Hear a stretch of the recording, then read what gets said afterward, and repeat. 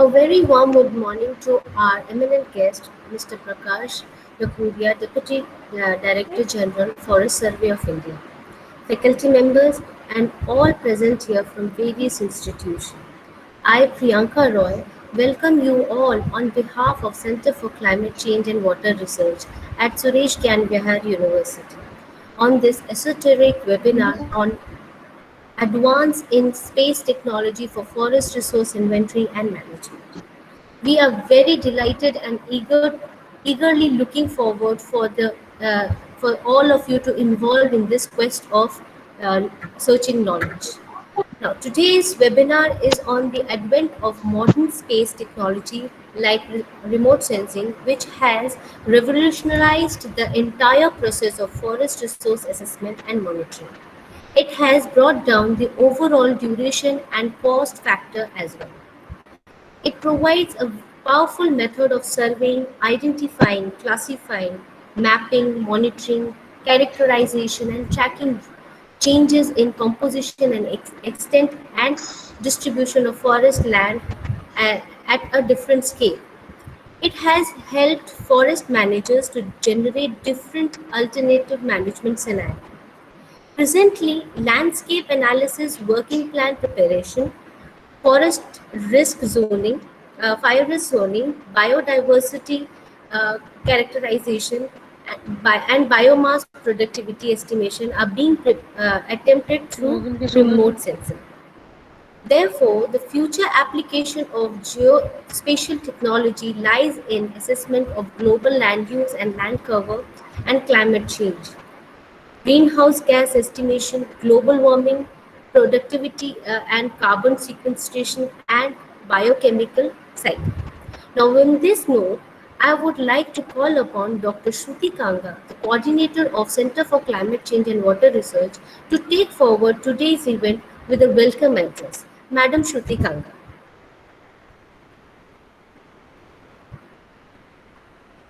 Thank you, Priyanka. Good morning, everyone. Greetings to one and all. I, Dr. Shruti Ganga, Associate Professor and Coordinator, Center for Climate Change and Water Research, welcome you all in this event. It gives me immense pleasure to grace all of your presence in the interest of the entire committee. It gives me tremendous happiness to be presenting the welcome speech among the most esteemed people who have been privileged in their respective fields. Before we begin the webinar, I would like to express my heartful gratitude to all of you who sincerely committed this event to a great success. This event would not have been success without the presence of all of you. So before starting the webinar, I would like to give a brief about the university as well as the center. SGVU is one of the prestigious university located in the state of Rajasthan. It is the first private university who achieved NAC A grade university in Rajasthan. The university has students across the world in the field of engineering, sciences, management, pharmacy, liberal studies, hotel management, education, agriculture, healthcare, etc. About the center is purely involved in the research activities, and the center has good research publications and books and other things in with high impact factor journals like Springer, Taylor Francis, Wiley, and Science Direct, Elsevier, etc. The center has also got faculties from different IITs, NITs, Central Universities, Wadia Institute of Himalayan Geology, Punjab Universities, and they have got a specialized field in the field of agriculture, forestry, disaster management, water resources, and climate change. The center is very active in conducting various conferences, webinars, seminars, webinars, workshops, etc. The aim of these kind of seminars is to interact or give a platform where the social scientists, the students, the researchers can discuss a problem of the common interest and get a solutions. And then the center is also having various courses like PhD, BSc, MSc, and MTech in the field of geoinformatics and its application. About the webinar, webinars are organized and conducted for the general audience to gain insight and the information that remains effective in their life, exercise, and work. Today's webinar we have chosen keeping in mind the youth. The topic of today's webinar is advances in space technologies for forest resource inventory and management. So today we have with us Dr. Prakash Lachuria from FSI, Forest Survey of India, Ministry of Environment and Forest, Climate Change, Dehradun, India. So we'll have a brief about the space data sets and various applications of remote sensing and GIS in the field of forestry. How do we go for different kinds of forest cover changes detection, biomass estimations, etc. So Priyanka, now I would like to invite you to give a brief about Dr. Prakash Lachuria and call him for his valuable talk. Thank you. Thank you, ma'am. Now, with this, I take it this opportunity to give a brief introduction of our eminent guest. Today, we are very honored to have Mr. Prakash Lakuria, as a Deputy Director General of Forest Survey of India at Ministry of Environment and Forest and Climate Change, Dehradun. He has graced us with his presence to take forward this webinar session. Since 2018, he is working as a Deputy Director General in Forest Survey of India. He is working on supervision of all carbon-related calculations, preparations of greenhouse gas for forest sectors, forest reference level at National Forest Inventory, a few major contributions in his field. Mr. Lakuria completed his MSc degree in statistics from Allahabad University. He started working in Central Statistical Organization in the year 1998. He held the post of Assistant Director during 2000 to 2004. He has an extensive work experience in multiple capacity as Deputy Director of Forest Inventory from 2004 to 2008. As a Joint Director of Forest Inventory, he has extensively worked in capacity building of State Forest Department staff in remote sensing, GIS, and GPS, and field inventory techniques. As Director of Forest Inventory during 2011 to 2018, he worked on developing sample designs for conducting forest and tree outside inventory at country level, supervision of field work for forest inventory, data processing and estimation for growing stocks at national level. Mr. Lukuria has attended several national, international training programs on forest inventory in countries like Nepal, Bangladesh, Rome, USA, Thailand, and Germany. Mr. Lukuria has several national and international research papers under his credit. Other than affirmation achievements, he has an enormous experience in training in applied remote sensing, GIS, and DGPS. He has also contributed in NatCom 2 project and Global Forest Resource Assessment in the year 2020. Now, with this, I would like to call upon Mr. Prakash Lakuria to take this event forward. Sir, please grace us.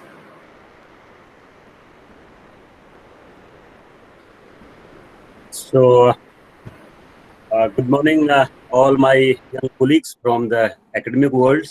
So, it's indeed a pleasure to have a talk with all of you this morning.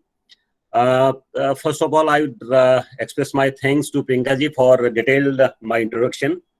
And my title is somewhat difficult to pronounce and to write and to, so it is Lachora, and a very rare kind of title. So different people pronounce it differently. So I never mind it.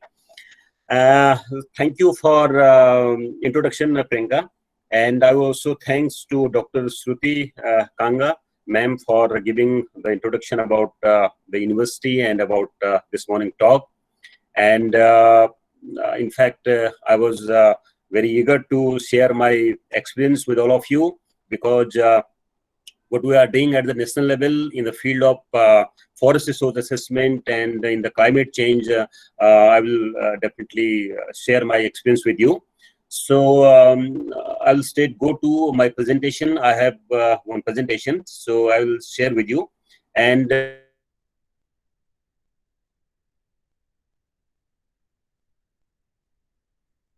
remote sensing is extensively being used in all the field for natural resource management and inventory.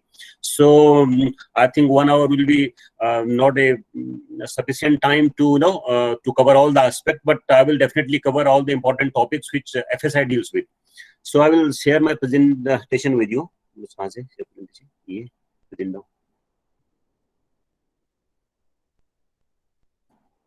That's the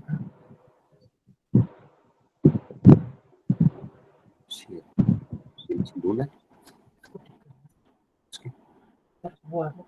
No, this one.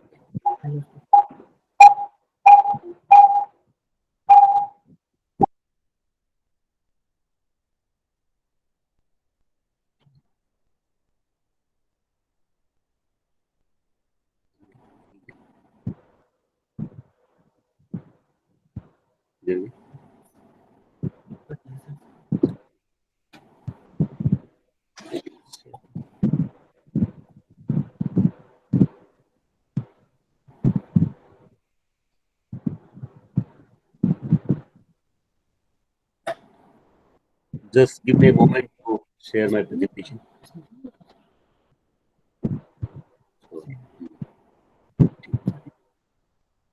Share.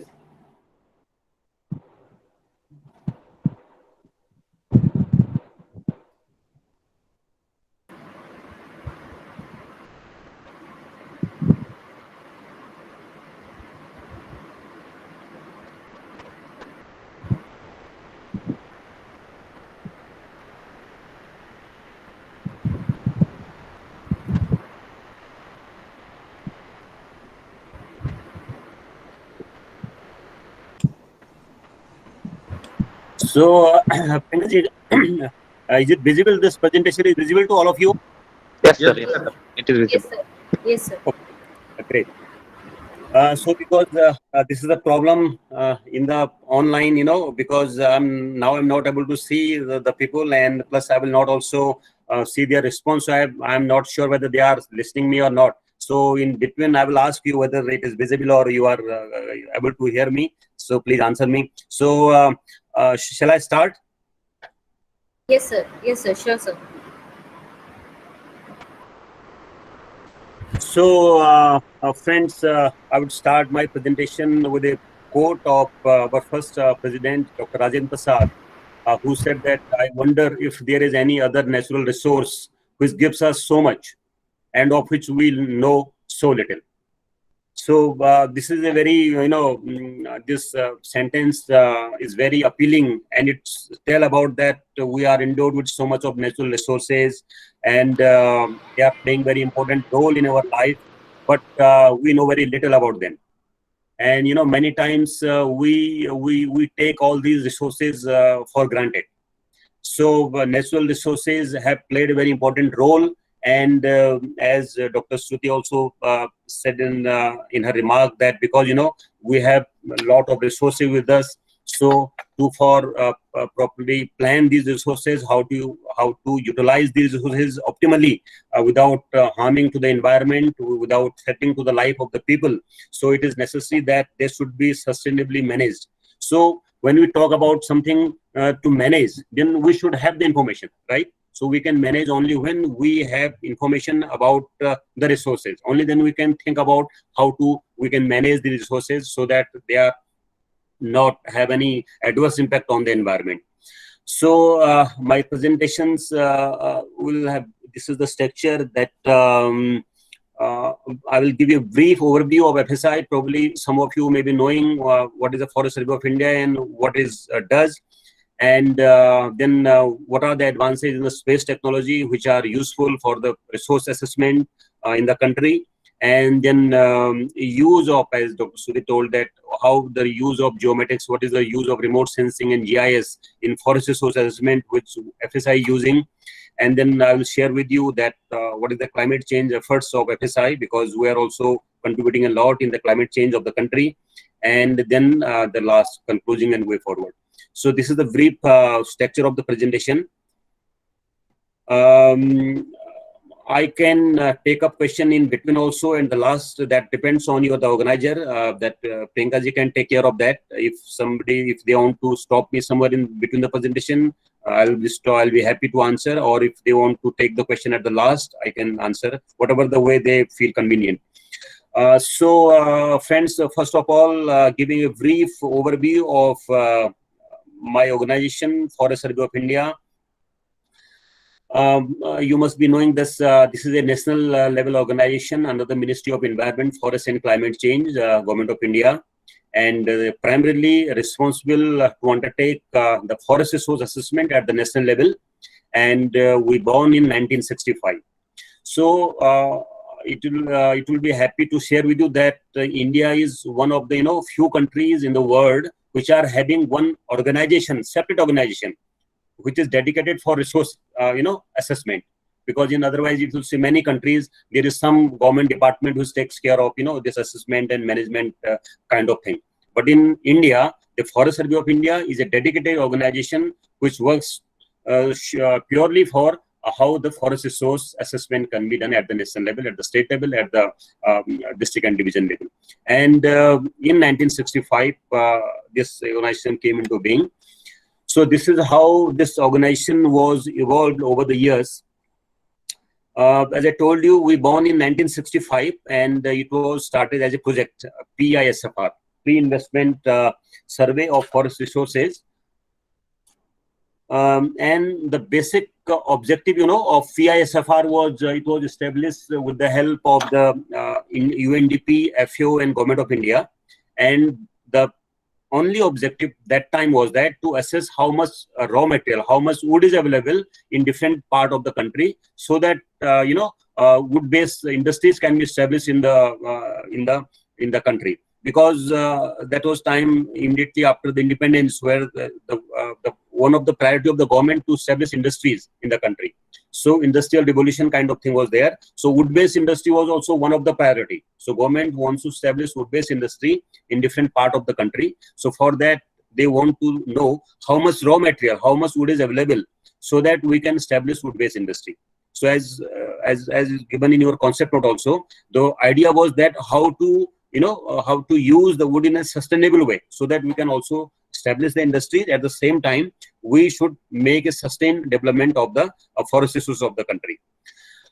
We worked from 1965 till 1981. In between, there was a National Commission on Agricultural Reports, 1976, which recommended that there should be a full-fledged organization, because we are working on a project mode.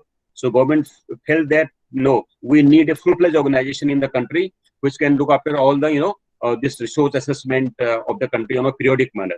So in 1981, we have given this mandate that periodic monitoring of the forest resources, then serve the data needs of the developing planning, then serve as the nucleus for the technological advancement and consultancy in the field of forest mapping and inventory, then training of the forestry personnel. Because this forest, you may be knowing that it is a concurrent subject. So both state and center can rule over it. But primarily, this forest is owned by the State Forest Department, right? So as you have heard, there's J&K Forest Department, Himachal Forest Department, Uttarakhand Forest Department. So primarily, the ownership lies with the State Forest Department. So they are the people who own this forest, and they do different kind of management in their forest area. But in ministry as a whole, Ministry of Environment Forest is a apex body in the forestry, which makes different policies and planning for the forestry sector of the country. So it applies to all the State Forest Department.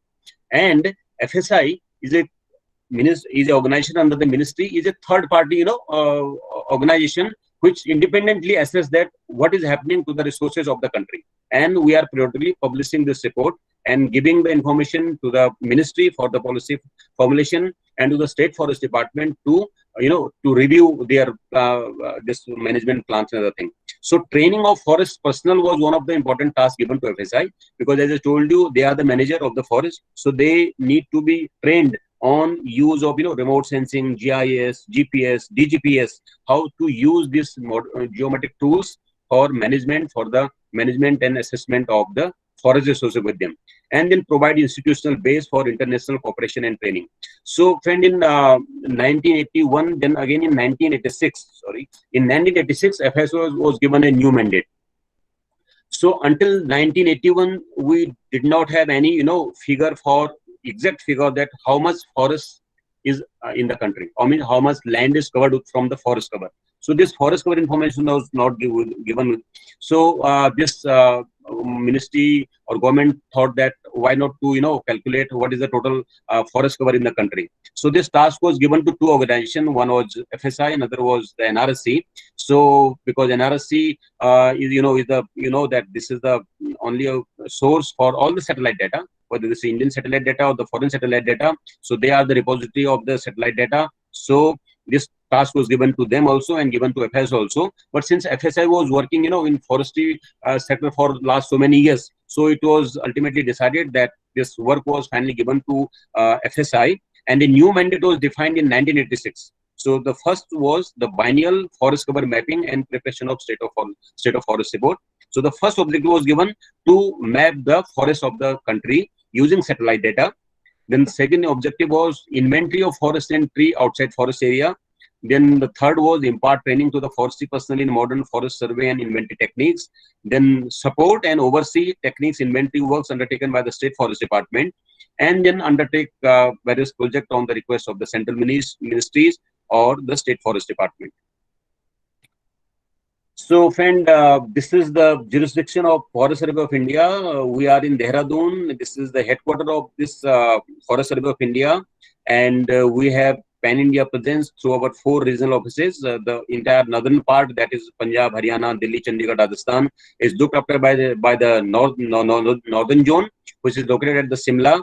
Then we have eastern zone in Kolkata, which looks after entire eastern part of the country and northeastern states of the country. Then we have southern zone in Nagpur, which looks after all the southern part of the country. And then we have the central zone at Nagpur, which took after the entire central India. So this is how all the 4 zonal offices are distributed, and all the states are distributed to different zone for the different work. So this is the core competence of this organization. Priyanka ji, I am audible? Yes, Hello. sir, you are audible. Yes, sir, yes, sir. Yes, sir. So whenever there is any glitches, you please tell me. Whether if the presentation is not visible or my sound is not hearing, then you please let me know. Sure, sir. Yeah. So this is the core competence of this organization. One is the remote sensing based mapping of the forest resources, which we started way back in 1987, and then inventory of the forest resources. So, friend, I just like to have just 1 minute on this core competence, because forest assessment, when we talk about the resource assessment, so we have to have different kind of the techniques. Like if you want to know what is the total cover of the country, so we use the satellite data, because we have a large geographical area, so it cannot be done through manually or through the survey techniques. So we go for remote sensing satellite data, where the satellite uses the reflectance from the foliage and then tell that what is the total forest cover of the country.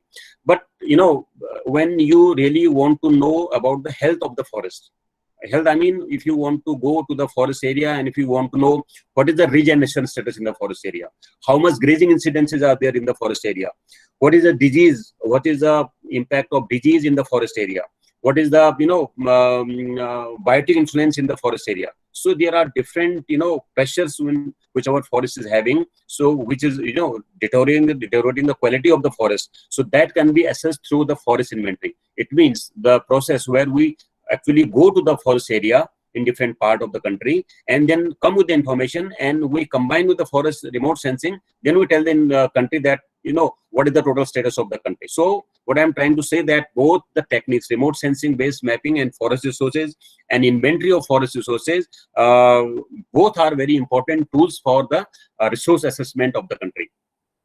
So we have different kind of state of forest report, because we are doing it from at 7. Then we have repository of the forest resources, time series data on forest cover. We are having the information on forest fire monitoring. We are doing the carbon assessment of the country's forests. We are imparting training to the forest departments. We have large thematic maps. Then we have developed many web application like decision support system eGreenWatch, which is based on the remote sensing satellite data that I will discuss subsequently. So I will discuss all these information with you. So now, friends, because the topic is the advances in the space technology, as it was pointed out by Dr. Sutibha, because these resources are limited, and if we their utilization in an optimal manner is very important. So then we need their assessment. So remote sensing, entire remote sensing technology has played a very, very important role in the assessment of forest resources of the country.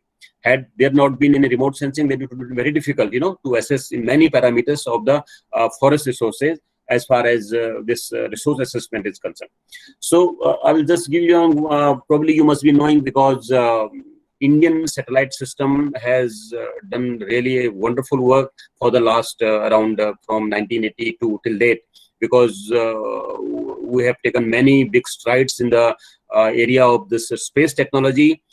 So talking about this forest resource assessment satellite data, so they experimental started in 1979-81. Then the first operational first generation satellite like IRIS-1A, 1B, then IRIS-P2, then IRIS-P3, then IRIS-1C, 1D, then many INSAT satellite, then OCEAN satellite, then IRIS-P6. And now we are having resource set 2, IRIS-P6, and then now we are having many advanced satellite data, Cartosat 1, Cartosat 2, and having very high resolution of 1 meter and 0.60 centimeter, 0.60 centimeter, and multispectral 1.6 centimeter. So all these resources which were made available from the NRC has played a very important role in the forest resource assessment, and I will share with you that how we have used this evolution of the satellite data in our mapping, and how we kept a pace with the advancement in the space technology. So in subsequent slide I will discuss all these things. So now coming that how what kind of geomatics, what kind of remote sensing GIS we are using in forest resource assessment and management. So these are the few examples which I have taken: national-wide forest cover mapping on a biennial basis, then preparation of the forest management plan, then certification of the forest resources using satellite data inside the forest area, outside the forest area, trees outside forest area, then forest fires monitoring, then forest type mapping. Because this is another important work which was done by FSI from 2005 to 2011, and we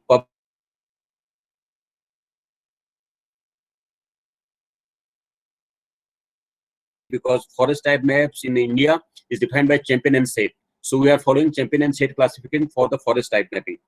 But until 2011, this maps, the layer of these maps were not available.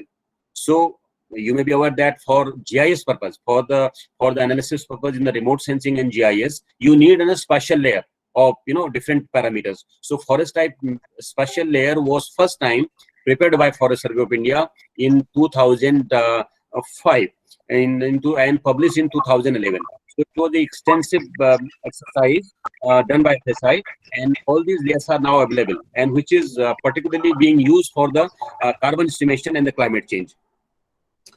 Then next was assessment of the damage due to disasters. So this is another important application. Last time when tsunami came, then we assessed that how much forest resources were damaged from the due to the tsunami. So this is also again possible from using remote sensing GIS.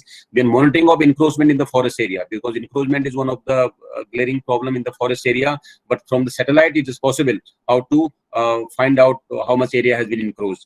Then eGreenWatch, because a lot of plantations is being taken place. Ministry of Environment Forest itself gave crores of funds to the State Forest Department for plantation every year. So what is happening to this plantation is being monitored through eGreenWatch. So this is a new this is a software which is developed by the ministry in consultation with the NIC for monitoring of the plantation. So when I'll take this slide, then I will explain you detail. Then decision support system, DSS, then application of very high resolution satellite data. So some of these application I will discuss with you in detail. So first coming to the forest cover mapping. So friend, I told you that because when FSI was created in 1981, because it was PISFR from 1966, the new mandate was given to Forest Survey of India, and forest cover mapping was one of the mandate. So for forest cover mapping of the entire country is possible only through a remote sensing. So we started the first assessment in 1987, and subsequently we published the reports that is called State of Forest Report. So the first State of Forest Report was published in 1987, and then after the interval of 2 years, we have regularly we are publishing the State of Forest Report. The latest report is 2019, and now we are working on 2021 report, which will be published sometimes next year. So forest cover mapping is totally based on satellite data. A brief methodology, we procure the satellite data from the National Remote Sensing Center, Hyderabad. Then we use Survey of India TopoSeet for rectification. Then we have people here. We have the software and hardware with us. Around a team of around 70 to 80 highly technical persons working behind these scenes, and they using this ADAS imaging software, then some open source software also. They interpret the satellite data. Then after interpretation, they go for the ground truthing at various points. Then after ground truthing, the final classified map is prepared. This map is prepared, then area is calculated, and then this calculation is verified from the State Forest Department, and then final classified map is prepared. So this is how the entire process is the forest cover mapping, and it takes friend around just full 2 years to complete the entire entire work of involved in the forest cover mapping. So right from procurement of the satellite data, then its interpretation on the screen, then going to the field for the ground truthing, then preparing the classified map, then doing the verification of the State Forest Department, then working out the area figure, and then finally publishing the figure. It takes entire 2 years of time for the entire country. So this is the classification scheme which we follow at FSI. We have around 3 classes of the forest cover. That is very dense forest, moderate dense forest, open forest. And the VDF is all the land with tree canopy density of more than 70%, and moderate dense forest is having canopy density of 40 to 70%. Then open forest is 10 to 14, and below 10% we call it scrub, and then rest of the land is non-forest. So just to brief about you that about what we call the forest cover. So friend, forest cover is any area in the country which is distant from the satellite data, which is having the area of more than 1 hectare and having the canopy density of more than 10%. So this is the minimum, criteria for any piece of land to qualify for the forest cover. So because since this assessment is done through the satellite data, so the forest cover is irrespective of the land use, whether this is private land or government land, irrespective of the ownership, whether this is owned by individual or by the government department, irrespective of the species composition, and irrespective of the legal status. So this is just based on the satellite imagery. So any piece of land in the country which is having area of 1 hectare and canopy density of 10% and more will be qualified as the forest cover. So sometimes people confuse with the forest cover and forest area. So forest area is basically all the area which is notified under some forest act. So this is the forest area. We call it recorded forest area. So there are you have heard this reserve forest, protected forest, and class forest. So one forest is which is notified under some forest act, and it is owned by the government, owned by the State Forest Department. So that is notified under some act. That is a forest area. But forest cover is the forest cover. That is why forest cover, you will find forest cover inside the forest area also, outside the forest area also. So it does not discriminate in the legal status and land use in the forest in the country. So forest cover is basically a satellite based activity. So we are using resource set 2 satellite data for it, IRIS P6 resource set 2 satellite data, having a spatial resolution of 23.5 meter. So this is a multispectral satellite data of 23.5 meter, and its swath is around 141 kilometer. So area coverage of one scene is around 20,000 square kilometer approximately. So friend, this is why I'm telling you that because when NRC started, generating, when developing the satellite for remote sensing based satellite, which is primarily used for this forest resource assessment. So when we started assessment in 1987, so there was no Indian satellite data was available. So we used to take Landsat MSS data. So this, all this is the US satellite data, Landsat MSS, having a spatial resolution of 80 meter. So we started working with 80 meter resolution satellite data, and the scale of mapping was 1:1 million hectare, and the minimum mappable area was 400 hectares. So, and the mode of interpretation was visual.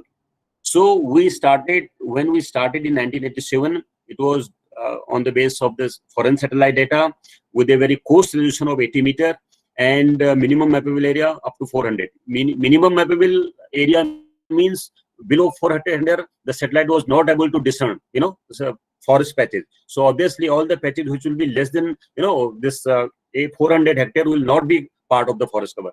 And then from 89, we again use this Landsat TM, because 89 Landsat TM was available. Again, it was US satellite data, but the resolution was reduced from 80 to 30 meter. And our mapping scale was also reduced from 1 million to 250,000 scales. And accordingly, the minimum area was reduced from 400 hectare to 25 hectare. And then coming back to, we continued for 91-93 Landsat. Then in 1995, the first time we use Indian satellite data, that is IRS-1B, list 3, list 2 data, having a special resolution of 26.25 meter, and the mapping scale was 250,000 scales with a minimum mappable of 25 hectare, and the mode of interpretation was visual and digital. Friends, from 2001, there was a major change in the methodology. We have started using IRS-1C, 1D, list 3 data, which is having a special resolution of 23.5 meter, and the scale of mapping was changed from 250,000 to 50,000 scale. And accordingly, the minimum area was reduced from 25 to 1 hectare. So gradually, starting from first assessment for minimum mappable area of 400 to, we have come down to 1 hectare. So today we are in a position to discern all the patches of the forest in the country which are having area of 1 hectare and above. So that can be possible now. And 2001 again, we are using 23 point list 3 data, and then from 2013 we are having more better data, that is IRS resource 2 data, again having 23.5 meter and minimum mappable area is 1, and now our interpretation is totally digital. So what I'm trying to say that FSI kept a pace with the advancement in the space technology. As and when we, it was possible to get the recent satellite data, we have switched over for the recent satellite data and make our assessment more accurate and more updated. So these are the different reports if you see on the right side, and this is the outcome of the forest cover mapping. We give inputs for the publication of the India State of Forest Report, ISFR we called it, national and state level forest cover. Then change matrix. So whenever we give any report, so for example 2019 report, we also compare what is the changes as respect to the 2017. So our state of forest report, that is why its name is state of forest report, that is what is happening to the state, what is happening to the forest of our country.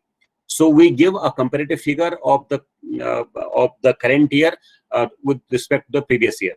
Then mangrove, we separately give the information on mangrove. We also give information on forest cover in the hill and tribal districts, also forest cover in northeastern part, and many other things also include this report. So this is one of the important outcome of this exercise.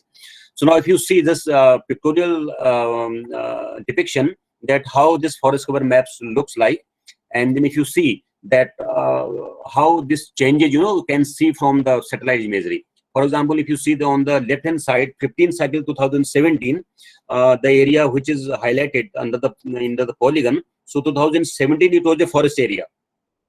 But when we carry out the assessment in 2019, if you see, there are now the color has changed. So the color has changed from red to cyan color type, something bluish color. So this is a negative change. It means we have lost this forest cover from 2007 to 2019.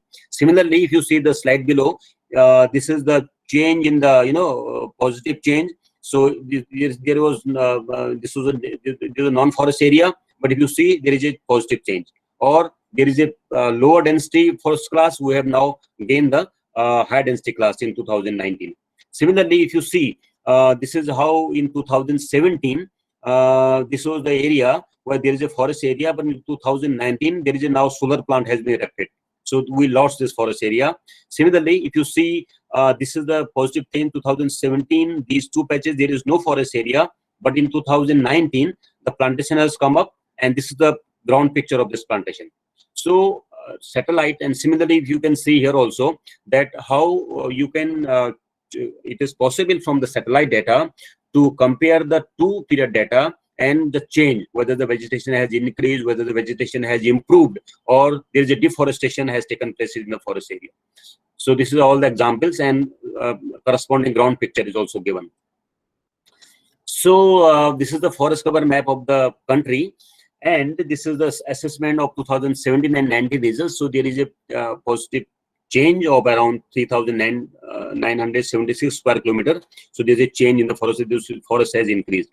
We also carry out this accuracy assessment, which says as 93.17%, and accuracy of forest and non-forests. So our assessment is quite accurate.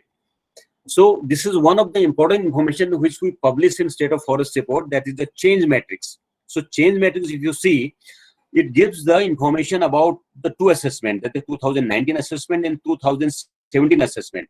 So this change matrix give you the dynamics of the change. Dynamics of change means the area which was classified as very dense forest in 2017, how this has changed. For example, if you see the first row, this 98,000 square kilometer very dense forest, which was reported in 2017 assessment, had changed in this way. If you see the first row, so out of this 98,000, 97,300 odd forests remains as BDF. However, 626 square kilometer forest area has lost its density from BDF to MDF. 50 square kilometer has changed from BDF to OF. 2 square kilometer has changed from VDF to scrub, and 171 square kilometer has changed from very dense forest to non-forest area. So this is how the information give, and similarly you can interpret the other row also. So this give you dynamics that how the different forest categories in time 1 has changed in time 2, and what is the change between the different densities. So it gives you about, so these are all red marks, in the upper side of this matrix. This gives the forest degradation or forest or deforestation, and on the other hand, if you see the lower side, the figures with the greening, they show that there is an improvement and there is a afforestation activities in the country. So this is how we depict that what is the total gain, total loss. So this kind of information when goes to the State Forest Department, they can they can review, because this information now we are also giving what is the change in the recorded forest area, owned by the State Forest Department, and what is the change in the outside forest area. So this information we also publish in the information. So once this information goes to the State Forest Department, they can review their planning, and they can see if there is really some forest has decreased, so they can find out what is the reason. So if there is some biotic influence or there is some other region of the decrease, then they can take the necessary measure to stop this kind of decrease in the forest area. But sometimes because development is also one of the requirement, and we cannot ignore the development at the cost of the environment. So we have to strike a balance somewhere, so that development activities can also taken. For example, widening of road. If you see in the countrywide, there is a lot of road are widening, so a lot of forest is being cut. But but this is one of the mandatory requirements. Sometimes you have to widen the road. So we have to strike a balance between the development activities and between the conservation of our forest area. So the India State of Forest report, the forest cover information gives tool to the State Forest Department to review their, management, to review their policies towards, for sustainable development of the forest area, for the conservation of the forest area. So now the second item, that is inventory of forest in TUF, as I told you, because forest cover mapping is, of course, it is one of the very important information which you are generating, and that is through the remote sensing satellite data. In inventory also, we are using remote sensing, but not that extensively as we are using the forest cover, because the purpose of inventory, as I told in the beginning, is different. Because from the satellite, you can only see the canopy. What is happening below the canopy, it cannot be, seen through the satellite data. Even if you use synthetic aperture radar, SAR data, it is not possible to see what is the status of the regeneration, whether there is adequate regeneration or not, whether there is grazing incidence or not, what is the quality of the soil, how the humus is there, and how different, what is the impact of different disease and insect in the forest area. So there are many parameters which we have to assess for knowing the health of the forest area. So for that, we have to conduct the inventory, wherein we physically visit to the different part of the country, different forest area, and we come out with some information. Then we tell about that, what is the status, what is the health of the forest resources of the country. So inventory takes care of all these information. So I'll share with you that how the remote sensing also play an important role in the inventory of the forest in TUF. So as I told you, because this is not a remote sensing based exercise, this is an exercise which is primarily field oriented. So it is basically, it is definitely not a census kind of thing. It is based on the sampling design. So sampling design is important tool for the inventory, and this is the same technique is being followed worldwide. Inventory design in the inventory of the forest and TUF resources. So friend, before I proceed, Priyanka ji, I am audible and presentation is visible. Yes, sir. Both presentation and you're audible clearly, sir. So just to briefing about this national forest inventory, if you see this picture on the right side, so these are the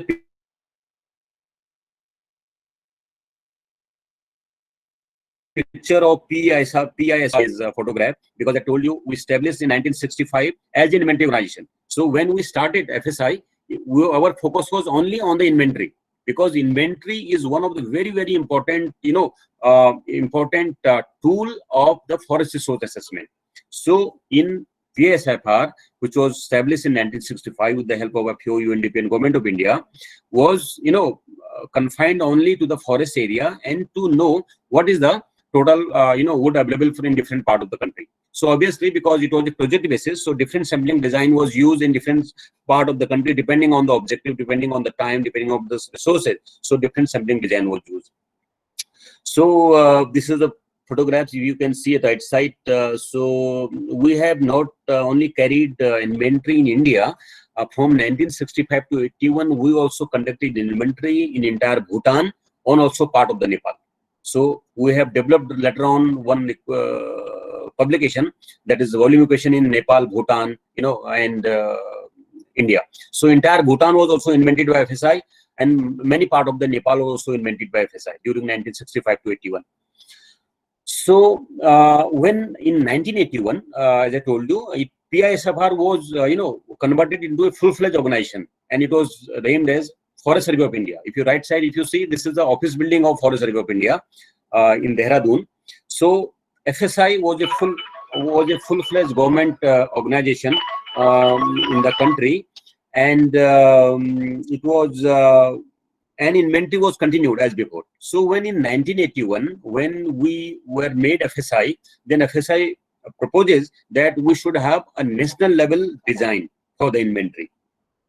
So we prepared a design for the entire country, and for that, if we said that we have to conduct the inventory in entire country, then we need around 1,500 odd people in FSI. So as you know, whenever you come out with some proposal of the government, so they just reduce is 1/4 or 1/2. So they sanction only 500 people in that time. So we could not launch a national forest inventory program, but inventories continue to different part. So The only difference between the PISFR and FSI was that we, from 1981, we started to adopt a uniform sampling design in the entire country, which was a grid-based 2x half and 2x half grid method. And then our inventory was confined in some states in 1 year, like for example, in Madhya Pradesh 1 year, and say Arunachal Pradesh the second year, third year in some other state. So it was confined to different states, and we come out with around 140 reports. So different state for we publish different reports based on the detailed inventory of the forest area. And in between when in early 90s, we have also started carrying out the inventory of non-forest area, which was subsequently renamed as trees outside forest area, because trees outside forest area is one of the very, very important resources. And let me tell you, about 80% of the demand of the society in terms of the fuel wood, in terms of the fodder, in terms of the timber, is being met from the trees outside forest area. So our forest is gradually increasing from, if you see the trend from last say 20 years, from 2001 to 2020, you will see there is a gradual increase in the forest cover. And friends, it is only because TUF is coming to the rescue of the forest department. So had this TUF is not there been, the entire pressure would have been fallen on the forest area. So TUF is very, very important, and from now TUF is one of the important component of the assessment of the Forest Survey of India. So every 2 years we give what is the total TUF resources in the country. So friend, this 2002 was another landmark in the inventory of the country, because I told you in PSFR we were focused only in some forest area, right? So, and that is only for what is the total wood available in the country. In 1981, again, we are confined now from some project area to some states. So now our inventory is confined to one state in 1 year, another state in another year, and so on and so forth. So in 2002, when 10th five-year plan was launched, it was felt by the government of India, that we should have a national level estimates that what is the total growing stock, what is the total wood volume available in the country. So is it possible that we can assess that how much wood resources are available in the forest area and outside the forest area. So in 2002, we changed the sampling design, because the earlier design was confined to different time period, different periods. So it was not possible to combine, all the units together and to generate the national level estimate. So sampling, what we ideally we do in the sampling, that we have a population, right? And we select the units from the entire sampling from the entire population, and these sampling units represent the population. We do the detailed study in the sampling unit, and on the basis of the study of the sampling unit, we make the estimate for the population. So this is the general basic, premise for the any sampling design. So it means, for example, it means if you want to have the national level growing stock, so then you should have your sampling units spread over the entire country, and the data is collected from all the units at the same time, and the units should represent, the entire country. So in 2002, we changed the sampling design in 2002, and it was called the National Forest Inventory, and it has 3 components. One was the inventory in the forest area. Forest area means whenever I am using forest area, means it is recorded forest area owned by the government. And the second was forest inventory in rural area, and forest inventory in trees outside forest area, urban area. Now again, in rural and urban area, if you see hello, any Yes, question? No, sir. Sir, please continue, sir. The questions will be at the end of the session, sir.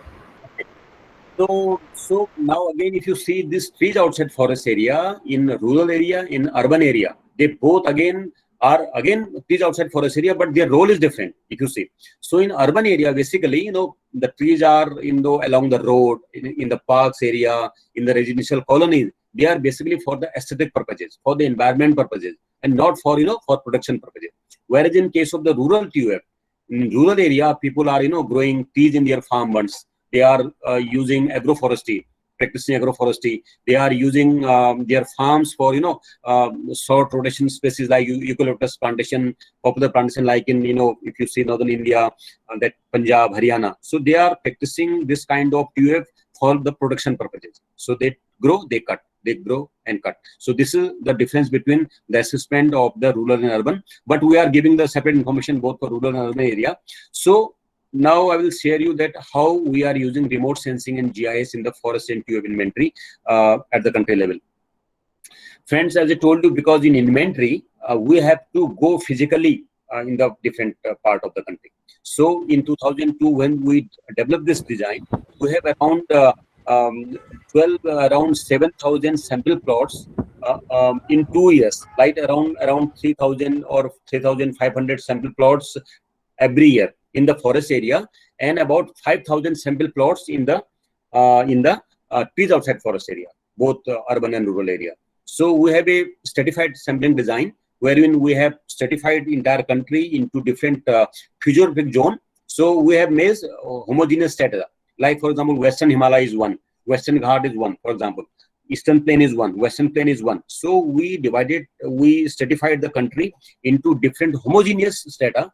This is what the sampling design says, and we pick up the sampling unit from these, each zone, and then go at the sample district and take out the complete information on the forest area. And we are conducting this information around 60 districts each every 2 cycles, and giving the information in the forest area. So when we came out with the design in 2002, so we face a lot of problem in the northeastern part, particularly in the Eastern Himalaya part, Arunachal Pradesh, because this area is a heavily forested area, very difficult hilly terrain, and lack of proper road and network, and inaccessibility of the many sample plots. So we face this kind of problem. So and because this sample points depends on how much forest area is there. So because they are heavily forested area, so you will get around 300 sample plots in each district. So it is very difficult to complete all these districts in a timely manner, because it takes around 3 days to reach the sample plots, then layouting the plots, then collecting the information is really a difficult task. So we use remote sensing and GIS so for reduction in the time for achieving the desired level of precision. So what we did, we classified the resources for us with the 3 classes: BDF, MDF, open forest, as we are doing in the forest cover area, and then we allocate the sample plots in 3 area depending on their area. And then we use the cluster sampling so that we can have only 125 plots instead of 300 plots in one district, and having 1 plot and having 4 clusters. So this is how our remote sensing has eased this problem of inventory in the Eastern Himalaya. When we coming about trees outside forest area, because as I told you, when we started in 1981, of non-forest area assessment, there was no remote sensing was used. It was totally a village-based sampling unit. So village was selected as a sampling unit, then all the trees in the village, in the selected village, are counted. So it was a very time-taking process. But when in 2002, when we switched over from this kind of inventory to a national level inventory, we employed the remote sensing, satellite data, high resolution satellite data, that is 5.8 meter multispectral, again Indian satellite data. So we are using LIS4, that is called LIS4 sensor, having a resolution of 5.8 meter. And the role of satellite is only to stratification of the resources. So for example, Dehradun district is selected, then what we will do, then we will divide the resources of Dehradun district in 3 parts: broad geometrical formation, block plantation, linear plantation, then scattered plantation. And then we, on the basis of the pilot study, we go as the east data and then collect the information. Again, this is a field exercise, but prior to going to the field, we are using remote sensing for certification of the resources and also generating the sample point. If you see, so this is the kind of satellite data we use. And then after classification of the satellite data, we have 3 kind of stratum: block plantation, linear plantation, then scattered plantation. Then we are having different plot configuration, and then we go to the number of plots in the field and then collect the information and come with the information from the TUF. Now friends, because as I told you, for forest cover mapping, we kept pace with the satellite advancement. But for national forest inventory also, we kept on changing the design on the need at the national level and the need at the international level. So as I told you, our first journey started PISFR, then we stopped 1981, then 2002. Now in 2016, we again, our design was revised. And the reason was because information need which is required by the NITI Aayog, by the Finance Commission, by the UNFCCC for the climate change, for the REDD+, and for the state level estimate, and to reduce, because as I told you earlier, we are using district. So we are conducting inventory in 30 districts every year. So if you continue like this, so considering 600 districts in the country, so if you want to revisit the same districts, it takes around 20 years. So we reduce the time from 20 years to 5 years because it is a requirement of the climate change.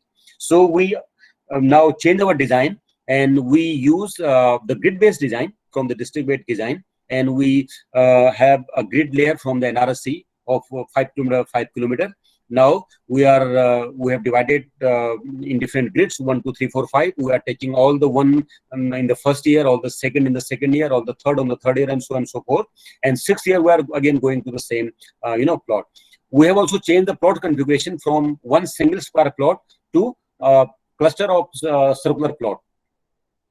So this is how sample plots. This is the actual sample plots from 2016, 2018. All this yellow dots are our sample points. So around 33,000 sample plots all over the country. So friends, we have our 4, as I told you in the beginning, we have 4 zonal offices at Shimla, at the Nagpur, at the Kolkata, and the Nagpur and Bangalore. So this is our field force. So the staff in these 4 offices are meant for the field work. So they remain in the field around 9 months in a year. So once they move out in September, October, they come back only in the April. So they really do very hard work because the point is already marked in their topo sheet. So they already, before moving to the field, they already know that where they have to go, and they have to go exactly at that point. So they cannot deviate. No liberty has been given to the field staff to change any sample points without the concurrence of the headquarters. So this is the kind of the network. If you see, huge network of the sample points in entire country. So these are the additional parameters we added in the new design in 2016: availability of the water resources in the vicinity of the plot, then invasive species, incidence of disease, incidence of the insect, then inventory of the important NTFs. Because I told you, as I told in the beginning also, because we know very little about the resources, which gives us so much, because there are so many information, still we do not have very accurate information. As of date, if you ask me what is the total NTF species in the country, probably I'll not able to answer you, because this is a very tedious process of assessment. If you ask this, how much invasive species in the country, how they are affecting the forest area, invasive species, then how many trees are affected from the incidence of disease, and so on and so forth. So there are many information which we do not have answer to many questions, because it is a very complex process of assessment. So this is what is the change between the old and new design is, because in the old design we are having around 6,000 sample plots and 10,000 plots in 2 years time.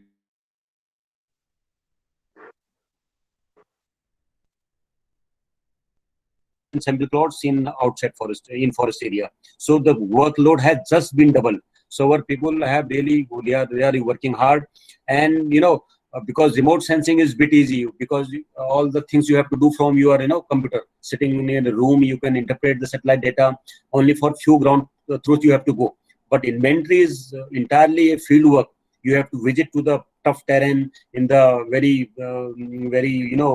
difficult situation in the field and collect the information. So this is one of the very valuable information which FSI is collecting from the entire country. So this is what we get from this NFI, that what is the total growing stock within an outside forest area, what is the species in different diameter class, then their number of stems, their volume, then what is the total tree cover, then what is the potential production from the TUF, then carbon stock in different carbon pools. So this is all the information which is required at the national and the state level. And this is the results of 2070, that around forest and what is the total growing stock. Then carbon pool and carbon stock estimation is another important work, which is the offshoot of this national forest inventory. So in carbon estimation, we are using both the data collected from the field inventory and also data coming from the remote sensing. So we are using forest cover mapping, we are using forest type mapping for the stratification. Then we are having inventory plot from the forest area. So we lay out these all, forest inventory point on a GIS layer on the remote sensing data that is on the forest cover and forest type. We create this data, then we calculate, carbon stock for each strata, then combined for the entire country. So a lot of remote sensing GIS is used in the carbon estimation. As of now, we are reporting for all the pools of the carbon, that is AGB, BGB, later dated and soil organic carbon. We are giving this information. And if you see that soil organic carbon is around 56% contributing, and above ground is contributing 31%, and around 9% is from the BGB, and that is insignificant from the dated and later. So this is the carbon stock figure. So all these figures are available on our report, and all our reports are available on our website, fsi.nsc.in. All the reports right from 1987 to 2017, so all the PDF files are available on your report. So whenever you get time, please go through our website, download the report, and have a look up the reports. You will get many valuable information on the forest resources of the country.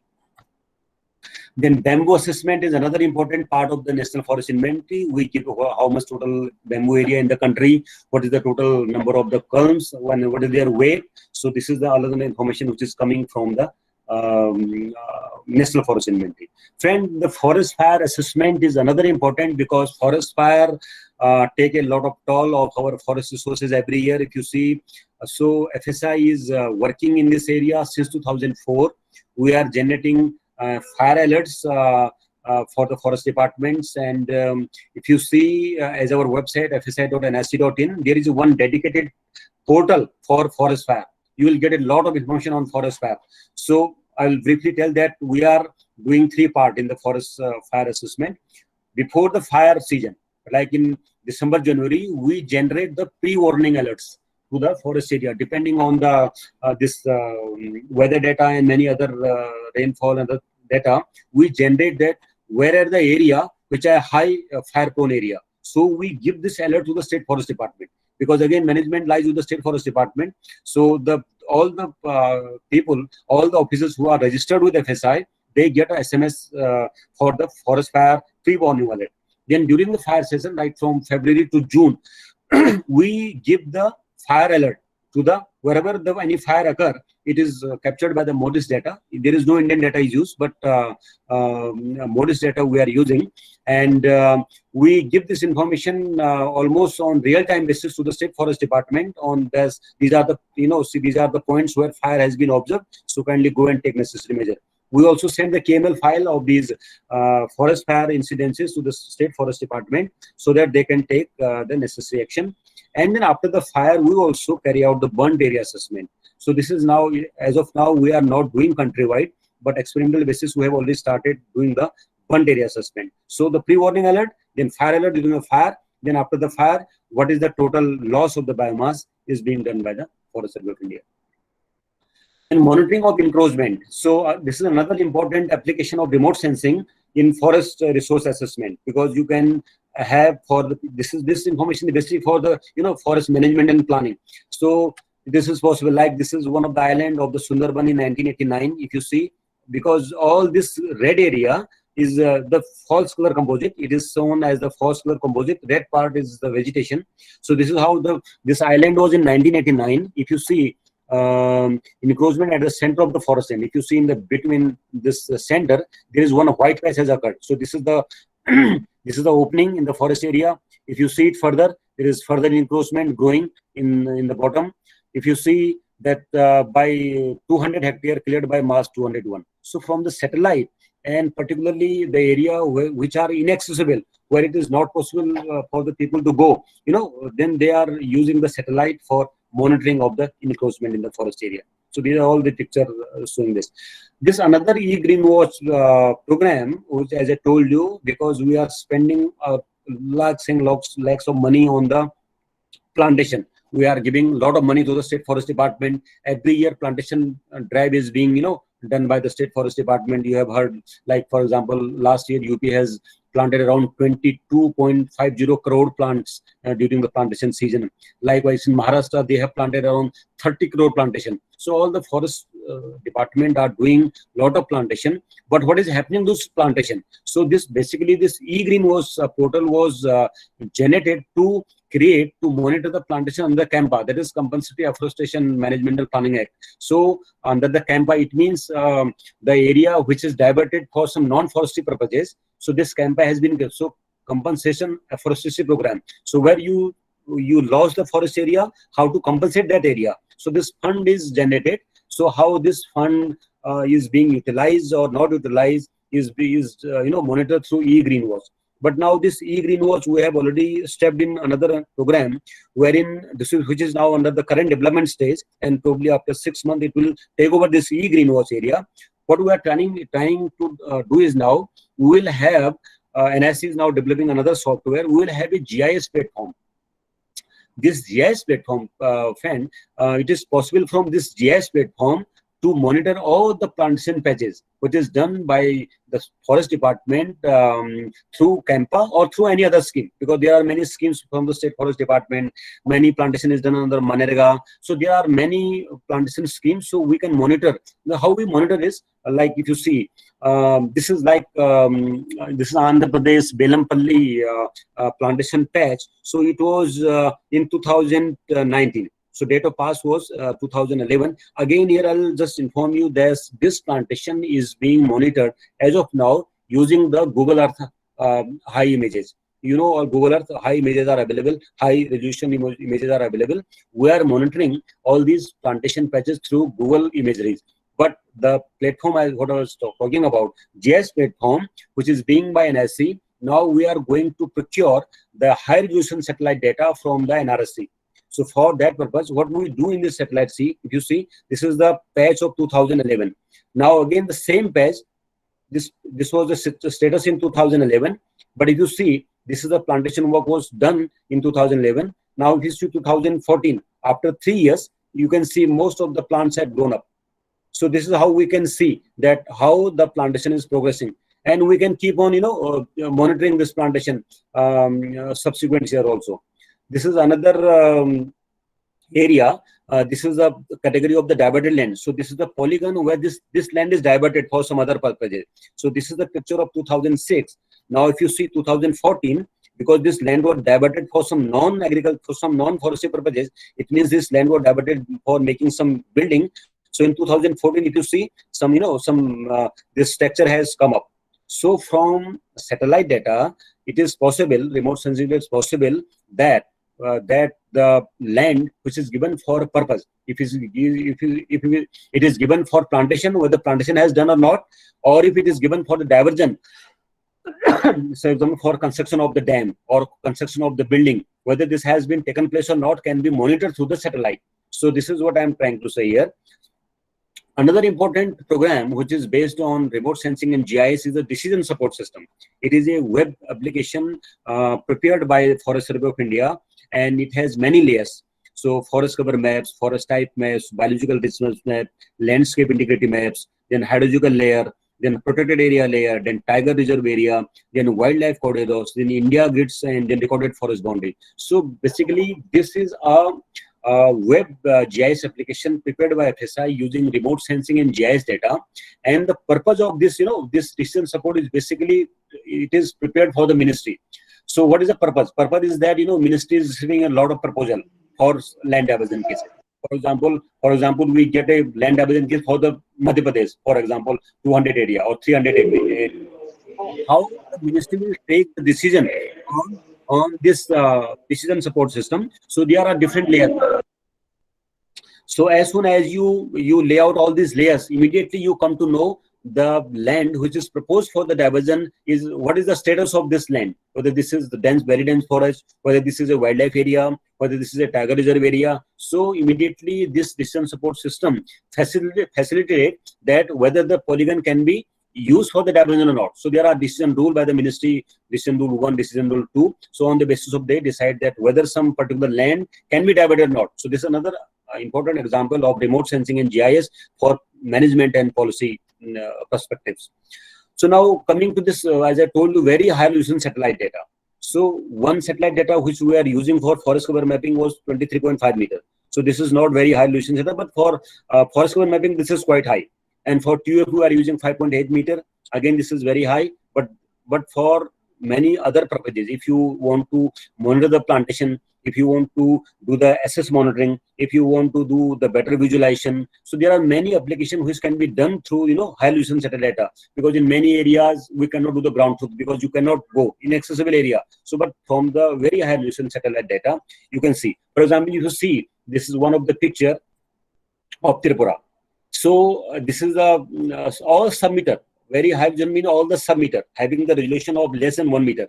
So if you can see, you can easily find out. Like for example, here if you use a natural forest, so there is a natural forest. But if you see the plantation, there is a certain pattern in the plantation. So you can easily detect that what you said, this is a natural forest or the plantation. Again, this is the same picture. Yeah. Now from contour trenching. So this is, if you want to see plantation work, like whether contour has been there or not, whether the pits have been dig or not. So these all information can be from the submitter. If you see, this is a Forest Research Institute, Dehradun. If you see, this is the world view imagery of FRI. I think this is 40 centimeter data. You can count each and every tree even. So this is such a high resolution and how the good quality picture. Then you can see the encroachment. This if some opening is there. Then this is the Shimoga district rural TUF. You can find out how much trees is there around the, in the farm bunds, in and around the residential complexes. This is agroforestry mapping. And this is urban tree mapping. And this is tree spacing that can be done through this high resolution. Then burnt area scars can be done through the very high resolution satellite data. So all these are the application of, this very high resolution satellite data. I think this slide is not there. So one slide before I coming to this future vision, I think the slide is not there, but I will just share with you, because in climate change, FSI role is very important in the ministry, because we are working, as you may be aware, that we are doing this greenhouse gas inventory, because we're the part of this protocol, and like other countries, we have to report greenhouse gas inventory to the UNFCCC. So for this purpose, FSI is working on the forestry sector, right?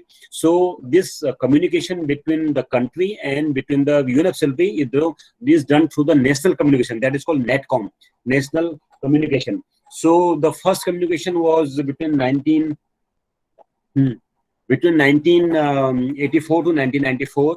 Then second national communication was from 1994 to 2004. Third communication is from 2004 to 2014, on which the work is going on. And in between the national communication, there is BUR, Biennial Update Report, right? So FSI is contributing all these endeavors of the ministry, and we are reporting the forestry data for the NATCOM 1, for NATCOM 2, for the BUR, Biennial Update Report 1, 2, and all we are now working on third. The second important contribution of FSI is we have developed the forest reference level for the country. So I think all of you may be aware about the RED Plus, right? So RED Plus program in the country has required National Forest Monitoring System, required the forest reference level, and then require the safeguard information system. So FSI is working on forest reference level, on monitoring, reporting, and verification, and this SIS, we are assessing ICFRE. So these are the future vision. We are now working on synthetic aperture radar, SAR data on different forestry application, because as of now our forest cover mapping is based on optical data. So we are using only optical data. They have some limitation, right? If there is cloud data, then we cannot penetrate optical data. But SAR data can even penetrate the cloud and can see the canopy. So SAR has its own advantages. So we are working on pilot basis that how the SAR data can be used for different forestry purposes. Then how the synergy can be developed between the remote sensing activities and national forest inventory. We are continuously working on. Then establishing remote sensing and GIS lab in the state. So this is another important program which we have just started, and probably in few months it will be established. What we are doing, we are establishing remote sensing GIS lab in all the state forest department, right? And we will put around 1 or 2 people from FSI on contractual basis at these centers. So these centers will be a liaising point between the FSI and the state forest department, and also between the state forest department and the ministry and FSI. So they will help the state forest department to develop their capacities to use their, this remote sensing GIS tools for different for assessment and management. Then we are also planning to lay out around 200 permanent observation plots. Friend, we are doing this inventory since 1965, but all our sample plots are, temporary sample plots. But we are also now establishing our network of around 200 sample observation plots in entire country.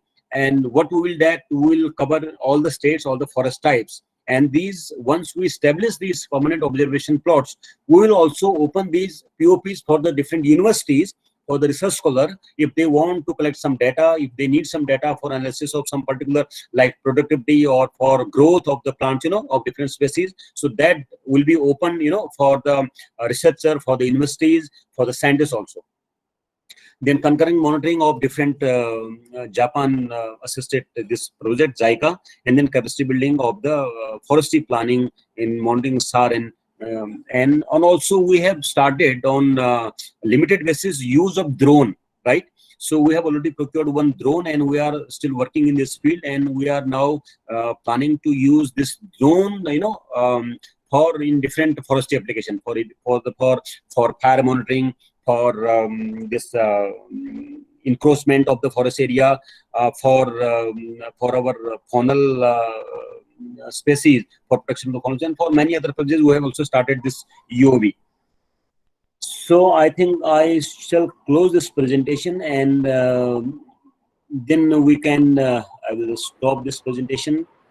So that is all from my part. Thank you very much for having patience hearing of this presentation. And now I don't know how much time is there, so I'm leaving to the organization, and I'll be happy to answer your questions.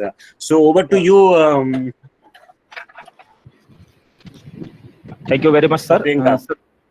Thank you very much, sir, for such a nice and wonderful lecture on forest inventory using space technology. This is Dr. Varun Mishra from Center for Climate Change and Water Research. We have received several questions from the participants. But sir, I would like to take some of the questions from the participants. The first question is from Praveen Kumar. Sir, he just wants to know how to estimate forest biomass. Okay. So, so the forest biomass, because forest biomass is important for calculation of the carbon stock. So before going to the carbon, you have to have information on the biomass. So what we do, because this is a general procedure, what we do that you are going, for example, if some particular forest patch. So what you can do, you have number of trees, number of different species, and each species has some volume, right? So first, for the calculation of the biomass, you first need the volume. So when you multiply the volume with the specific gravity, right? All the species has some specific gravity. So there is already some research paper from the FRI. You will find out different specific gravity. When you multiply volume with the specific gravity, you get the biomass, right? So now what happens when you get this biomass, because the volume equation is only for the main bole, right? So you get the biomass of the main bole, right? When you multiply with the specific gravity, but you need the biomass of the entire tree, because volume equation were developed only for the merchantable volume. So because carbon is there in the leaves, even the small branches. So what we do when we calculate the biomass, so the ideal method is you cut the tree, then you take out the logs, then take out the volume, then you also weigh all the this branches and other thing. But this is not possible. Every time you cannot cut the tree. So what you can do, you can use the volume equation. You find out the volume, multiply the specific gravity, you will get the biomass. So you will get the biomass of main bole. Then you multiply this biomass with biomass expansion factor. That is called BEF. So when you multiply this BEF, it is to take care of all the branches, which are small branches, and all the leaves, twigs, and fruits, everything. So you will get the biomass. And when you multiply biomass with the carbon 30% of species, you get the carbon stock. This is what the method follows in the literature. Can I interrupt you, sir, just for a minute? Yes, sir, This please. is Praveen here. Yeah, please.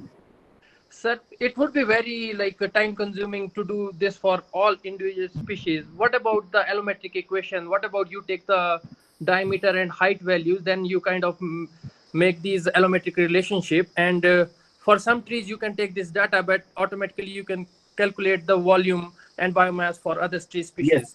Yes, that is absolutely correct, Praminji, because FSI also developed the allometric biomass equation for many species. So Okay. if you develop the biomass equation, you can simply put the diameter and height, and Yeah. you will get the biomass straight away. So are you guys taking the value about the diameter and height in your imaginary when you are taking the inventory information for individual trees over there? Yes. Because you know, for biomass, as I told you, FSI developed the volume equation way back in 1970s, 80s. But we have Okay. also developed biomass equation for around Okay. 600 species in the country. So this biomass equations is available on our website. This is carbon stock figure is there. There is one book, Carbon Stock in India. So we will find in the lecture there are biomass equations, many biomass equations for all the species in the country, almost major species. Actually, sir, I work in the Ministry of Natural Resource and Forestry in Ontario, Canada. So I have little bit information about what about this LiDARs? Are you guys not going into LiDAR? No, LiDAR is being used in the country also, but on some limited research purposes only.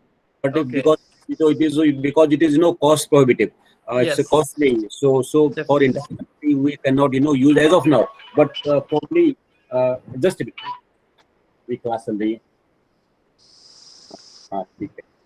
okay.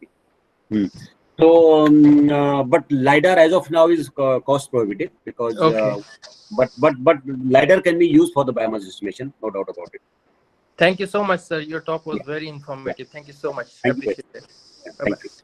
Thank you. Misaji, any other question?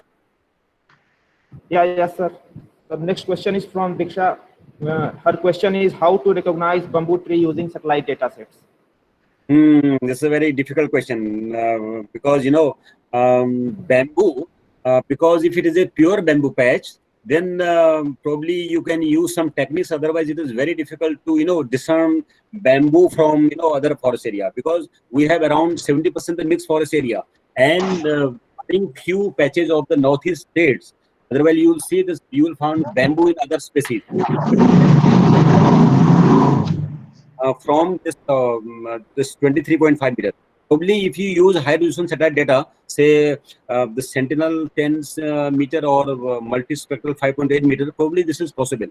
But we are not using. That is why we are not giving any information on forest cover separately for the bamboo. But we are giving information on mangrove, because it is possible. Mangrove forests are easily discernible from the satellite, but bamboo, it is a problem. Thank you very much, sir. Sir, next question is from Tajmul Khan.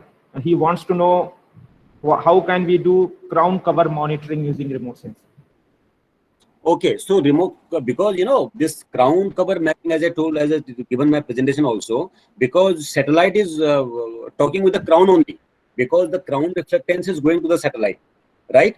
So based on the reflectance going from this crown to the satellite, and then using this image processing software, you can easily find out the crown.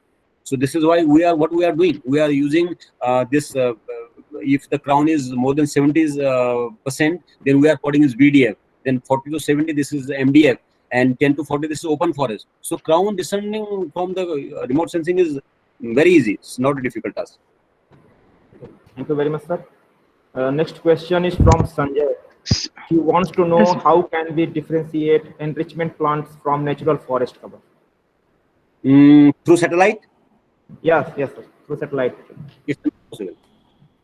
It's not possible because as I told you in one of this slide, if you have very high resolution satellite data, that is sub-meter, around 30 centimeter, 40 centimeter, you can find out, because always plantation have some pattern. But again, enrichment plantation or gap plantation, it is very difficult to discern from the satellite. But that can be, that can be estimated through ground inventory. You go and lay out the plot, then can find out how much area having this enrichment planning. But otherwise, remote sensing, it is very difficult. Okay, thank you very much, sir. The next question is from Priyanka. She wants to know what measures should be taken into consideration to increase the forested area and reduce the encroachment. Okay. So Priyanka ji ने तो बड़ा वैसा प्रश्न पूछा forest वालों का, से पूछिए, इसका जवाब तो फॉरेस्ट डिपार्टमेंट वाले देंगे लेकिन इसमें यही है कि प्रियंका जी, क्योंकि फॉरेस्ट कवर कैसे बढ़ाना है ये मैंने बताया ना, क्योंकि हम लोग हर 2 साल में रिपोर्ट दे रहे हैं, ठीक है। FSI is a third party, हमारा कोई ओनरशिप नहीं है, ना हमारा स्टेट के साथ कोई लेना देना है। हम तो सिर्फ उनको सैटेलाइट से बता रहे हैं कि भैया पहले साल में आपका इस डिस्ट्रिक्ट में इतना फॉरेस्ट कवर था, दूसरे साल में 2 साल के बाद ये चेंज हो गया, घट गया कि बढ़ गया। अगर घट गया तो कहाँ कहाँ घटा, किस डिस्ट्रिक्ट में, तो हमने बता दिया कहाँ कहाँ चेंज था, और अगर घटा तो क्या घटा, अगर वीडीएफ से एमडीएफ हो गया या एमडीएफ से ओपन हो गया या वीडीएफ से नॉन फॉरेस्ट हो गया। सो हम लोग मतलब देयर इज इंफॉर्मेशन अवेलेबल कि आपके पास ये तो इन्फॉर्मेशन कहाँ घट रहा है, फिर वो क्यों घट रहा है। अगर सब मैंने बताया ना, अगर सपोज रोड वाइडनिंग हुई है, रोड वाइडनिंग का गवर्नमेंट का पॉलिसी है, रोड वाइडनिंग होनी है तो वो कटेगा, कुछ कर नहीं सकते।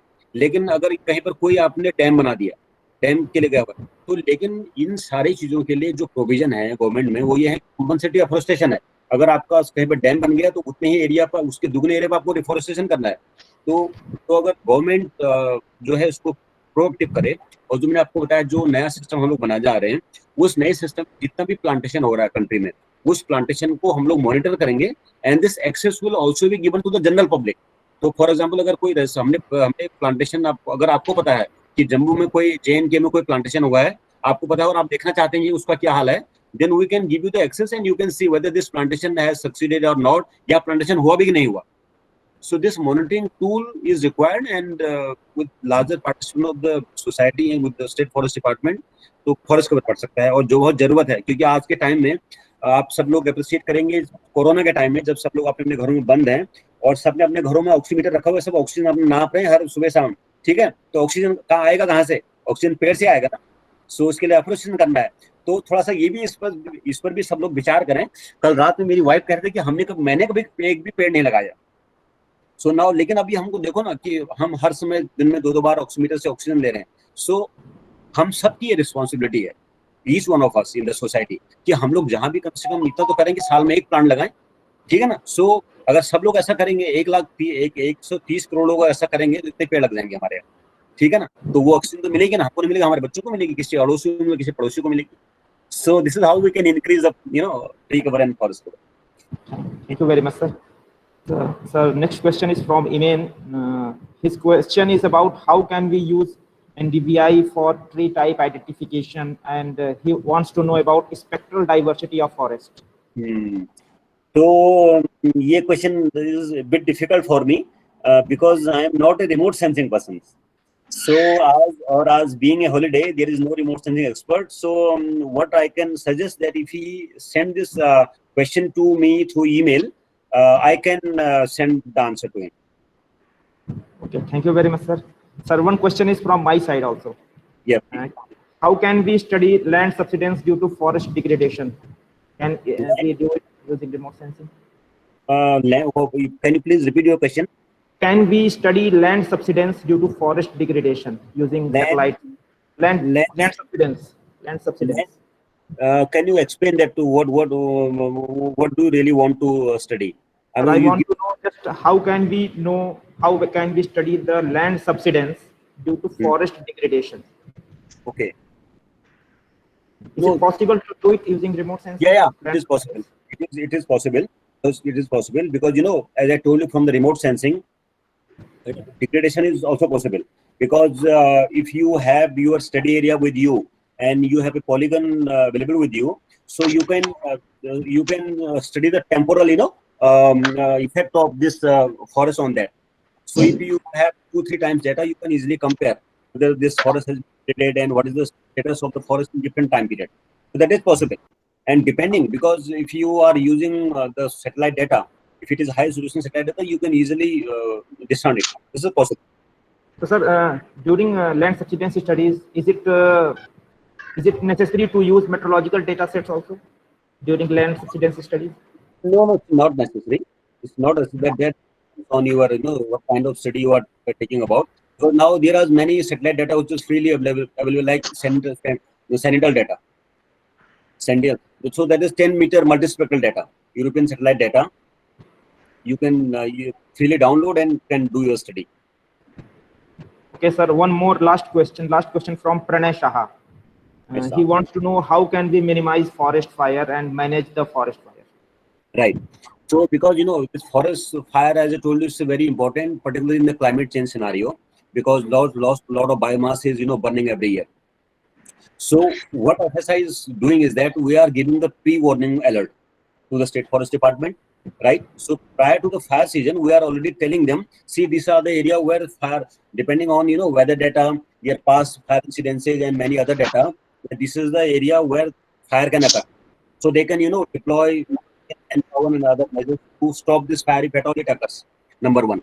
Number two, when fire is when fire has really occurred, I mean, this is the fire season. So we are immediately generating the alerts. We are sending to the forest department, see, and telling them, see, this is the area where we have observed the forest fire. You could go and extinguish the fire, right? So then again, during the fire season, they can equip to the different fire extinguishing equipment and other necessary things. And then lastly, we are also telling that how much area is burned. So, and in the Ministry of Environment Forest, there is a special scheme in the forest fire. So all the State Forest Department, they submit their annual plan of operation, under which they also ask money for forest fire related things. So they can, and Ministry is giving funds to the State Forest Department. So they utilize the funds in a proper way and do their advanced preparation for the fire extinguishing, then it can be definitely controlled. Thank you very much, sir. So some of the participants are asking about internship opportunities in FSI. They want to know how they can have opportunities for internship and dissertation in FSI. Yes, it is there. So we take internship also, but on a limited basis, because we do not have much staff with us in FSI. Particularly at the officers level, we have only few officers. So sometimes, and plus there is a lot of work with FSI. Our mandated work, plus time to time we get different kind of work from the ministry. So it is not always possible, to give the sufficient time to the. But we do take the things, so they can send their request to our website DGFSI, dgfsi.nic.in, and we can accept their request depending on the time and other thing. Thank you very much, sir, for your informative lecture on forest inventory and management. Now I would like to invite Dr. Suraj Kumar Singh, sir, for delivering one of thanks. Okay. Sorry, sir. Yes, Kiran was asking some question. Sir, yeah, I'm asking a question. Actually, I'm working on Northeast area, and I have a question that how can I map forest degradation area, because it is totally different from deforestation. Right. Yeah. So in case of Northeast area, how can I map forest degradation using time series data? Kiran, this forest degradation. Degradation is a larger term. So I was discussing about forest cover.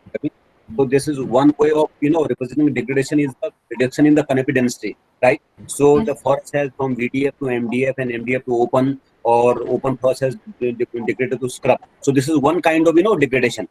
But another degradation may be in the quality of the forest area, right? So what you can do from the satellite, that it is possible from the satellite, you can see that because canopy density has a direct bearing on this degradation. So at least you can show the temporal map of northeast area. For example, if you are working on say Nagaland, right? So you can have Nagaland different time data, temporal data, and you can tell in your project that this is how this the status in time 1, this is the status in time 2, in status in time 3. This is the one study which you can depict on the map. The second is that you can do out the inventory also. You lay out the some plot in some area and take out that how the plot had changed. So whether this growing stock has changed from say X to Y or Y to Z, so that you can, for mapping purposes, you can use the remote sensing data and you can see that VDF, NDF, open and scrub area, you can classify it. So which data can be used for canopy density? You can use any data, that is IRIS list 3 data is also here, but the Sentinel data is freely available 10 meter. Yes, sir. So Sentinel-2 can be used? Yes, Sentinel-2 you can use, yes. That you can use. Okay, sir. Thank you. And for the information of all the users, because there are a lot of information is, all the data of NRC is freely available on Bhuvan portal. So like list 3 data is freely available, but this is not recent one, maybe 4-year old data, 2-year old data. So you please also go through this Bhuvan portal of NRSC. There are many information on satellite and other thematic information. Okay, thank you, sir. Thank you very much, sir. Sir, now I would like to invite Dr. Suraj Kumar Singh, sir, for delivering vote of thanks. Dr. Suraj, sir. Hello, a very good afternoon. Myself, Dr. Suraj Kumar Singh, Center Head, Center for Sustainable Development, Suresh Gyan Vihar University, Jaipur, Rajasthan. On the behalf of Suresh Gyan Vihar University, I would like to thank Dr. Prakash sir for giving us the enlightenment thoughts about applications of remote sensing in forest resource inventory and management.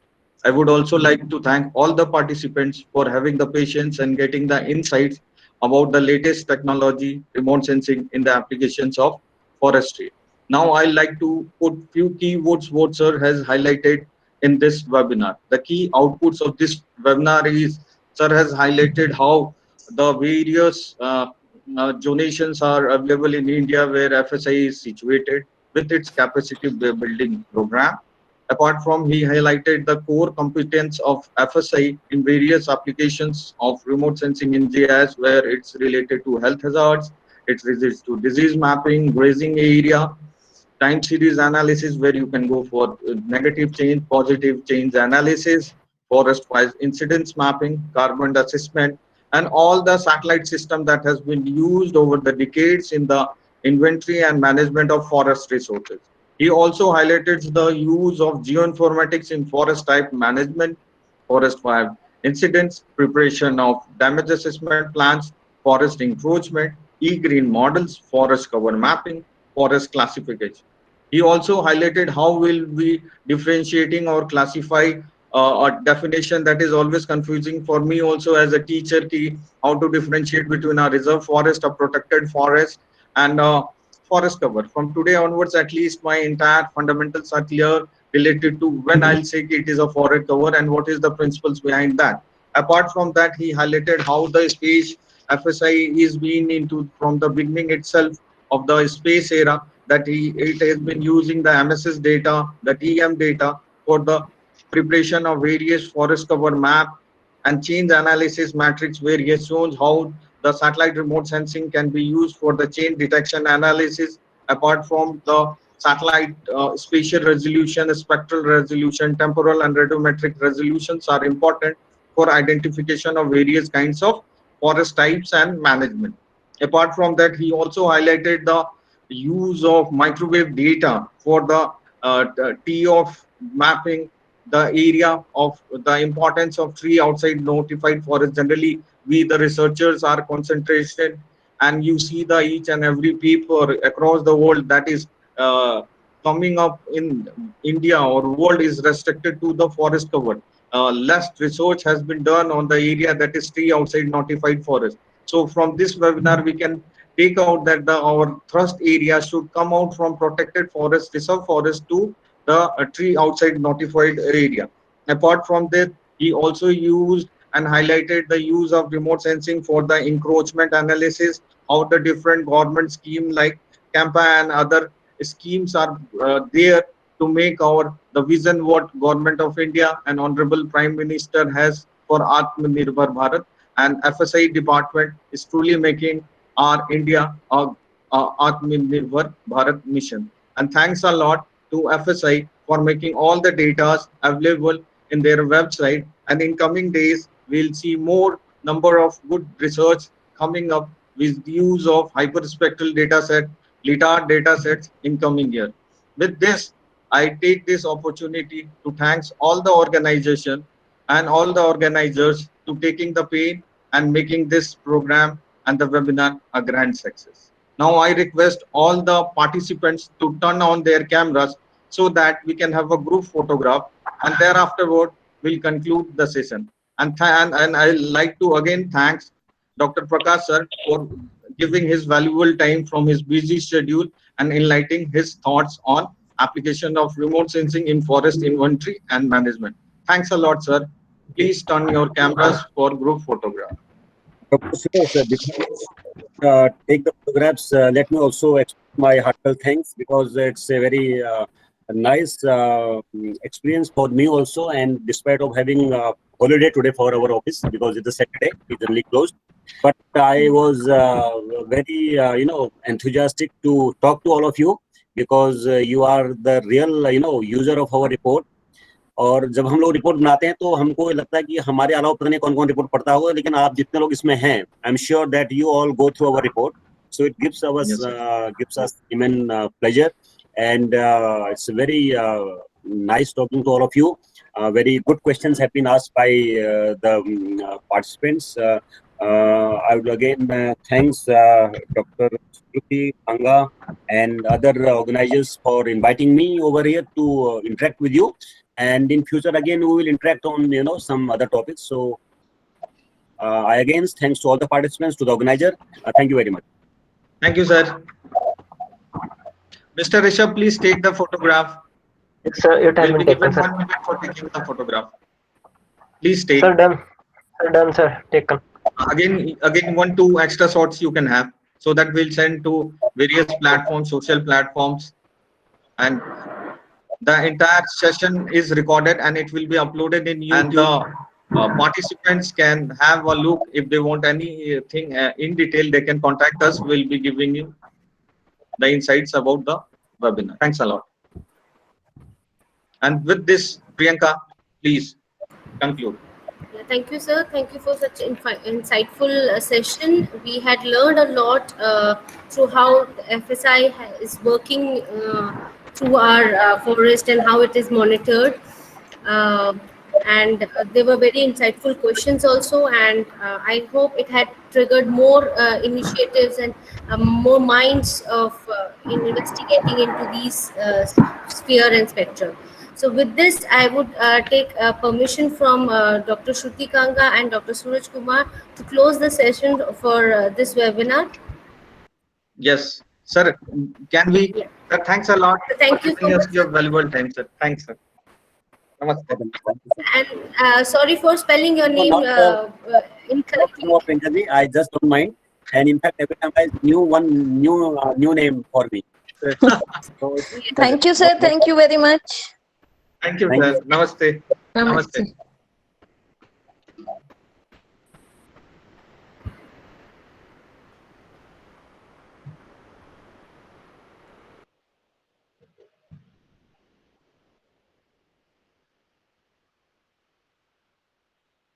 Yeah.